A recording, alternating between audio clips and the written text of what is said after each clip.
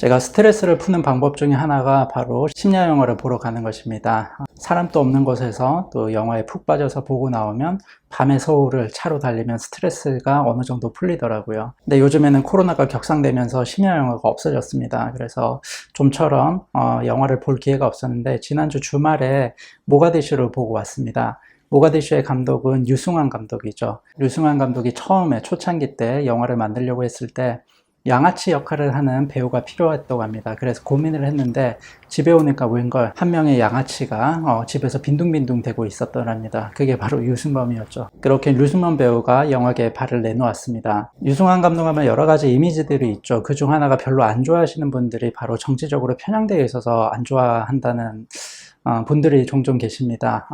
좌파, 그러니까 진보적인 경향이 많아서 영화를 만들 때에도 그 진보적인 성향을 영화에 녹여내리지 않을까 뭐 그런 걱정들을 해서 영화를 안 보는 분들도 종종 있더라고요. 하지만 모가디슈는 그렇게 전체적으로 편향된 장면은 없었습니다. 저도 왼손잡이지만 8, 90년대까지만 하더라도 왼손잡이에 대한 약간은 불연변이 취급받는 그런 시선들이 있었습니다. 저도 이제 왼손잡이라서 부모님께 막 혼나면서 오른손으로 쓰라고 이렇게 티칭을 받은 적도 있었습니다. 근데 영화에서 이런 대사가 나옵니다. 자기는 이제 왼손잡이지만 왼손을 쓰면 좌파, 빨갱이 소리 들을까봐 오른손만 쓴다. 뭐 그런 장면이 한 장면 있고요. 그리고 죄 없는 대학생을 끌어들여서 빨갱이로 만든다. 뭐 그런 대사가 한 번 나옵니다. 그 두 장면을 제외하고는 정치적으로 편향된 장면은 없었던 걸로 압니다. 그리고 한국 영화를 별로 안 좋아하는 분들은 한국 영화에는 억지 신파가 많다고 안 보는 분들이 있습니다. 신파가 뭔가요? 억지 울음, 억지 감동 뭐 이런 것들을 이제 신파라고 말을 하거든요.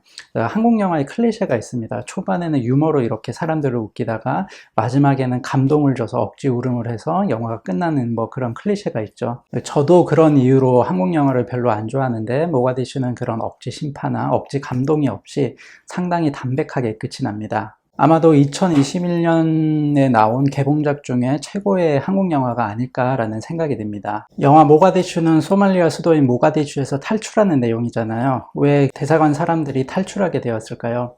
그 당시 소말리아 정부는 독재 정권이었습니다. 몇십 년 동안 바레 대통령이 계속 대통령을 해왔습니다. 근데 권력이 그렇게 오래되면 어떻게 될까요? 썩습니다. 한 사람이 권력을 계속 잡으면 결국 부패하게 돼 있습니다. 물도 고이면 썩는다고 하잖아요. 그래서 우리나라나 다른 나라 대통령을 보면 5년제로 이제 하게 되는 것도 그 이유 중에 하나입니다. 소말리아도 오랫동안 독재 정권을 하다 보니까 썩을 대로 썩었겠죠. 그래서 이제 민심이 동하기 시작합니다. 그래서 바레 대통령 물러나라고 사람들이 반군에 가입하게 됩니다. 반군에 가입하면서 정부에 시위도 하지만 그 정부를 도왔다는 이유로 각국의 대사관들에게 또 협박을 하게 됩니다. 너네 바레 대통령, 그 썩은 대통령, 부패한 대통령, 너네 나라가 돈도 지원해주고 이렇게 해서 도왔지. 너희도 똑같은 사람이야. 너희 반군에 설래 아니면 바레 대통령에 설래, 이렇게 이제 선택권을 주게 되거든요. 그렇게 협박을 하니까 이제 한국 대사관도 어이쿠야 하고 이제 빠져나올 수밖에 없었던 것이죠. 그 반란 초기 혼란스러울 때가 바로 모가디슈 영화의 배경이 되는 것이고요. 모가디슈에도 이제 후속작이 있습니다. 얼마 안 나왔는데 후속작이 있다고요? 라고 이제 놀라는 분들이 계실 텐데요. 후속작이 있습니다. 모가디슈 탈출 이후에 이제 반군들이 새 정부를 수립했습니다. 새로운 이제 정치를 해보겠다고 새 정부를 출범을 했는데요. 그 뒤로 2년 정도가 이제 지났습니다. 2년 정도 지난 뒤에 그렇게 정의를 외치던 반군들이 세운 새로운 정부의 모습은 어땠을까요? 결국엔 다 똑같습니다. 권력을 한번 맛보면 부패하기가 쉽거든요. 그래서 구워 물품들을 착취하고 사람들을 이렇게 컨트롤하면서 또 부족 간의 전쟁들이 일어나서 내란으로 소말리아는 아주 엉망진창이 되었습니다. 그 모습을 이제 지켜볼 수 없었던 자칭 세계 경찰이었던 미국이 이제 나서게 됩니다. 그래서 미국은 해병대를 투입해서 그 내란을 진압하려고 했습니다.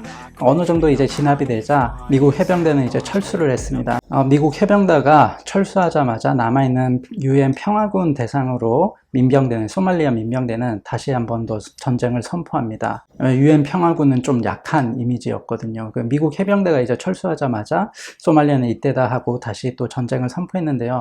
우리나라도 또 비슷할 겁니다. 그 미군이 주둔 해 있잖아요. 그 미군이 빠져나가면 전쟁이 날 거다라고 이제 우려하는 것도 이와 같은 맥락이라고 볼 수 있습니다. 국가 보안은 참으로 어려운 문제이기도 합니다. 그렇게 다시 아수랑이 되려고 하자 미군은 최정예 부대를 소말리아 모가디슈에 다시 투입하기 시작합니다. 식량을 착취하는 민병대 대장과 그의 부하들을 인질로 삼는 것이 목표였습니다. 그 당시 미국은 무적의 헬리콥터가 있었습니다. 블랙호크라는 헬리콥터인데요. 그렇게 무적의 헬리콥터 블랙호크가 모가디슈 시내로 들어가게 되는데 그런데 이게 웬일입니까? 그렇게 훌륭했던 블랙호크가 차례대로 격추되기 시작합니다. 미군들은 이제 대혼란에 빠집니다. 그게 바로 그 유명한 영화 블랙호크다운입니다. 블랙호크다운은 나온 지 20년 정도 된 영화지만 아주 훌륭한 영화입니다. 안 보신 분들이 있으면 꼭 한번 보시고요. 그리고 보셨던 분들이라도 모가디슈를 한 번 더 보시고 다시 보면 또 새롭게 다가오실 겁니다. 실감해 보세요.